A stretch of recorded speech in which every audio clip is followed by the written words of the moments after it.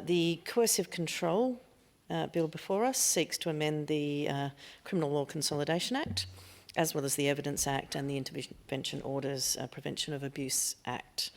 It provides that where there is behaviour with a controlling impact within a relationship, and that relationship is defined as two people married, engaged, domestic partners, intimate personal relationship, where that controlling behaviour may restrict another person's freedom of movement, freedom of action, ability to engage in social, political, religious, cultural or economic activity, or restrict another person's ability to make choices with respect to their body.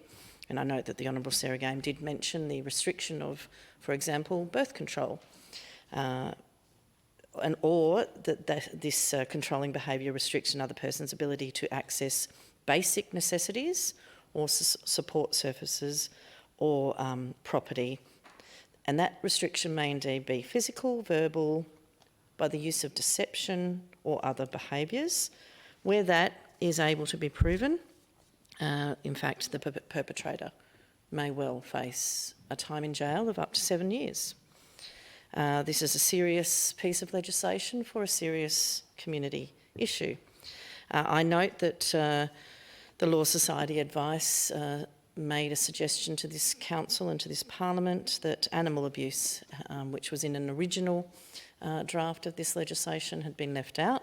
I have an amendment that I filed to rectify that, and that amendment would ensure that where harming an animal was involved, that would fall under the definition of coercive control within this new, soon-to-be, I believe, Act.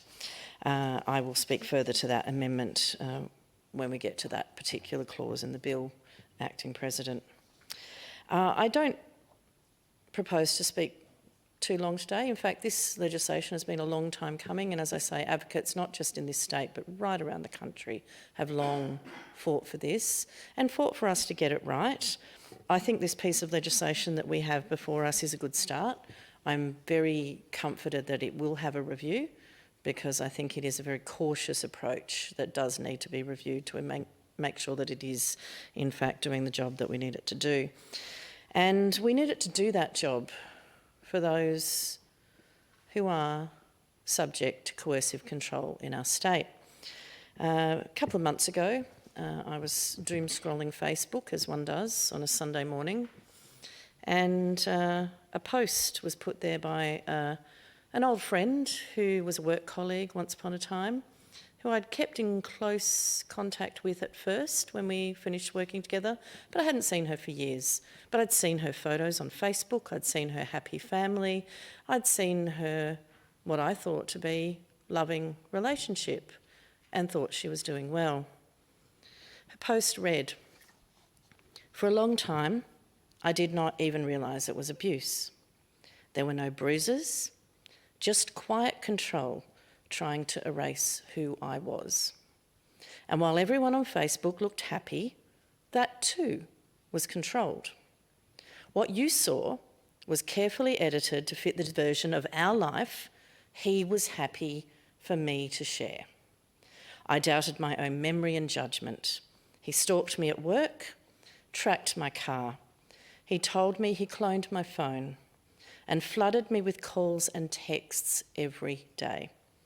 Even a quick trip to the supermarket could trigger him to the point that if I took too long in his eyes, he would turn up under the guise of he missed me. At home, he hovered over me, checked who I was messaging.